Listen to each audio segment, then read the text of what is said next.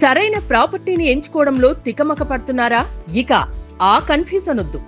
అపార్ట్మెంట్లు, విల్లాలు, ప్లాట్లు మీకు కావలసినవన్నీ ఒకే చోట. Suman TV biggest property expo October 18th, 19th HSCC Novotel Hyderabad.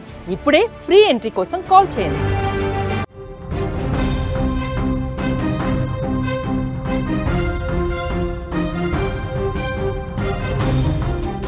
నిజామాబాద్లో దారుణం జరిగింది. కట్టుకున్న భార్య గొంతు కోసి అతి కిరాతకంగా చంపాడు భర్త. ఆ తర్వాత ఎందుకు చంపానో కూడా కూర్చొని అక్కడ ఒక వీడియోను కూడా రిలీజ్ చేశాడు. దానికి సంబంధించిన వివరాలకు వెళ్లే ముందు బిగ్ అప్డేట్ ఒకసారి చూద్దాం. హైదరాబాద్ మొత్తంలో ఉన్నటువంటి బెస్ట్ ప్రాపర్టీస్ అన్నిటినీ కూడా ఒకే వేదికపైకి తీసుకువస్తుంది సుమన్ టీవీ. అక్టోబర్ 18న 19న హెచ్ఐసిసి నోవోటెల్లో జరిగేటువంటి సుమన్ టీవీ ప్రాపర్టీ ఎక్స్పోలో best flats, villas, open plots Deepavali offers and డిస్కౌంట్స్తో అందుబాటులో ఉంటాయి. మీరు విజిట్ చేసి ప్రతి గంటకి ఒక గోల్డ్ కాయిన్ని గెలుచుకునేటువంటి ఛాన్స్ కూడా ఉంది. ఫ్యామిలీతో రండి, మీ డ్రీమ్ ప్రాపర్టీని సొంతం చేసుకోండి. రైట్, ఇక వార్తలోకి వెళ్తే ప్రస్తుత సమాజంలో వివాహేతర సంబంధాలు భార్యాభర్తల మధ్య సంబంధాలను దారుణంగా దెబ్బతీస్తున్నాయి. ఎలాంటి ఘటనలు జరుగుతున్నాయో కూడా ఈ మధ్యలో మనం చూస్తున్నాం. పెళ్ళైన రోజులకే గంటల వ్యవధిలోనే ఈ యొక్క అక్రమ సంబంధాల కారణంగా భార్యను భర్త, భర్తను భార్య ఈ రకంగా చంపుకుంటున్నటువంటి దుస్థితులు ఏర్పడుతున్నాయి. అక్రమ సంబంధాలు అనుమానాలకు, గొడవలకు కారణంగా మారుతున్నాయి. అంతేకాదు ఒక్కోసారి దారుణమైనటువంటి హత్యలకు కూడా దారితీస్తున్నాయి. ముఖ్యంగా కుటుంబ బంధాలను, ఇద్దరు వ్యక్తుల జీవితాలనే కాక పిల్లల భవిష్యత్తును కూడా నాశనం చేస్తున్నాయి. అలాంటి భయంకరమైనటువంటి ఘటన తాజాగా నిజామాబాద్ జిల్లా ఆర్మూర్ పట్టణంలో జరిగింది. ఒక వివాహేతర సంబంధం కారణంగా ఒక నిండు ప్రాణం బలైపోయింది. ఆర్మూరు పట్టణంలోని వెంకటేశ్వర కాలనీలో ఈ యొక్క దారుణం చోటు చేసుకుంది. ఆ కాలనీకి చెందినటువంటి వడ్ల మమత, ఆమె భర్త వడ్ల జగదీష్లకు ఇద్దరు అబ్బాయిలు కూడా ఉన్నారు. అంత బాగానే ఉంది అనుకుంటున్నటువంటి సమయంలోనే భార్య మమతకు వేరొకరితో అక్రమ సంబంధం ఉందని భర్త జగదీష్ అనుమానించాడు. ఈ అనుమానం వారిద్దరి మధ్య పెనుభూతంగా మారింది, పెద్ద గొడవలకు దారితీసింది. భార్యాభర్తల మధ్య రోజు రోజుకు దూరం పెరిగి ఘర్షణలు మొదలయ్యాయి. నిజానికి ఈ దంపతుల మధ్య గొడవల విషయంలో పోలీస్ స్టేషన్ వరకు కూడా వెళ్ళారు వీళ్ళంతా. కౌన్సిలింగ్ కూడా జరిగిందంట అక్కడ. నిన్న ఉదయమే పోలీసులు వారికి కౌన్సిలింగ్ కూడా ఇచ్చారు. ఇలాంటి పనులు చేయవద్దని నచ్చజెప్పి వారిని ఇంటికి కూడా పంపించారు. అయితే కౌన్సిలింగ్ తీసుకున్న తర్వాత కూడా వారిద్దరి మధ్య తగాదా ఆగలేదు.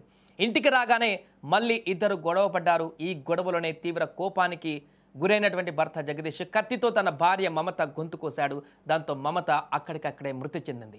ఆ తర్వాత భర్త ఎందుకు చంపానో కూడా ఒక వీడియోలో వెల్లడించారు. ఒకసారి ఆ వీడియో చూద్దాం. భర్త ఏం మాట్లాడాడో హత్య తర్వాత. 40 సంవత్సరం బతుకున్నా మంచిగున్నా. ఇవాళ చుక్కలు చూపించి 2 నెలల నుంచి చుక్కలు చూపించింది. ఆ బండి ఉంది కదా వెనక బ్లూ పడగొట్టిన అది ఉంచుకున్నది, అది ఆడికి ఉంచుకున్నది. ఇదే ఊరు ఆర్మూరు. ఆడి తిరిగి వేరే మీద కేసు ఆపిస్తే ఆడు మా తారుమారై మా మీద కాంప్రమైజ్ పిల్లలు జోలికిపోవద్దు, ఈమె జోలికిపోవద్దు, ఎందుకు వెళ్ళొద్దు, 8 సంవత్సరం పిల్లలు అయినాక పోవాలా, వీళ్ళు పెద్ద అయినాక పోవాలా, అది నాకు న్యాయం అట. వీడు వచ్చి వేస్ట్ చేసుకోవచ్చు, నువ్వు పోవద్దు, వీడు వచ్చి ఎంజాయ్ చేసుకోవచ్చు, నా భార్యతోటి ఏమైనా చేసుకోవచ్చు, పిల్లలు చూసుకోవచ్చు, అన్ని చూసుకోవచ్చు, నేను మాత్రం చూసుకోవాలి. దూరం నుంచి గలీలో రావద్దట రాపిచ్చిరు.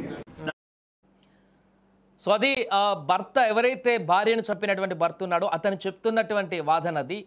ఇదే గల్లీలో ఉన్నటువంటి ఒక వ్యక్తితో తన భార్య అక్రమ సంబంధాన్ని నెరుపుతుంది. ఎన్నిసార్లు చెప్పినా వినట్లేదు. అది తీవ్రస్థాయికి చేరింది కాబట్టి ఈ రకంగా హత్య చేశారంటూ కూడా ఆయన చెప్తున్నటువంటి పరిస్థితి మనకు కనపడుతుంది. దాంట్లో నిజాలు ఏంటనేటువంటిది అక్కడ ఉన్నటువంటి స్థానికులకు కానీ మిగతా వాళ్ళకు తెలిసి ఉంటుంది. కానీ భర్త మాత్రం ఇందుకే చంపవలసి వచ్చిందనేటువంటి ఒక విషయాన్ని క్లారిటీగా చెప్తున్నారు. ఇక స్థానికులు చెప్తున్న దాన్ని బట్టి చూస్తే ఒకసారి భార్య మమతకు వేరే వ్యక్తితో ఉన్నటువంటి అక్రమ సంబంధమే ఈ హత్యకు ప్రధాన కారణం అని కూడా చెప్తున్నారు. సో ఈ హత్య గురించి సమాచారం అందుకున్నటువంటి పోలీసులు వెంటనే సంఘటనా స్థలానికి చేరుకున్నారు. ఏసీపీ వెంకటేశ్వర రెడ్డి, సత్యనారాయణ గౌడ్ వెంటనే ఘటనా స్థలానికి వెళ్ళారు. అక్కడ చూశారు పరిస్థితిని, నిందితుడిని అదుపులోకి తీసుకున్నారు. ఒకసారి పోలీసులు కూడా దీనికి సంబంధించినటువంటి ఏం జరిగింది, ఎలా జరిగింది దానికి సంబంధించి కూడా వారు మాట్లాడారు. వాళ్ళ బయట కూడా ఒకసారి చూద్దాం.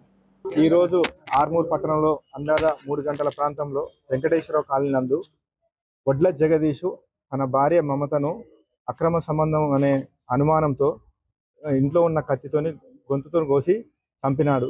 ఇట్టి డైలెండెడ్ ద్వారా సమాచారం రాగా పోలీసులు నేరస్థలంకి వచ్చి దర్యాప్తు చేస్తున్నారు. పూర్తి వివరాలు దర్యాప్తులో తెలుస్తుంది. సో అది అక్రమ సంబంధం కారణంగా పచ్చని కుటుంబము పూర్తిగా ఇప్పుడు కకావికలమైనటువంటి పరిస్థితి. ఇద్దరు పిల్లలు తల్లిలేని పిల్లలుగా మారారు. ఇప్పుడు తండ్రి జైలుకి వెళ్తారు కాబట్టి పూర్తి అనాథలుగా మారిపోబోతున్నారు. క్షణికావేశంలో తీసుకునేటువంటి కొన్ని నిర్ణయాల కారణంగా కుటుంబాలు ఏ రకంగా విచ్ఛిన్నమవుతున్నాయన్న దానికి మరొక ఉదాహరణ. రోజు లాంటి ఘటనలు ఏదో ఒక దగ్గర చూస్తూనే ఉన్నాం, వింటూనే ఉన్నాం, కానీ ఇంకా కొనసాగుతూనే ఉన్నాయి. సమాజంలో రోజు రోజుకు ఏర్పడుతున్నటువంటి ఇలాంటి సంఘటనలు చూస్తుంటే అసలు ఎట్టుపోతుంది సమాజం, ఎందుకు ఇలాంటి దుస్థితి వస్తుంది అనేటువంటి ఒక సందేహాలు అయితే వ్యక్తమవుతున్నాయి.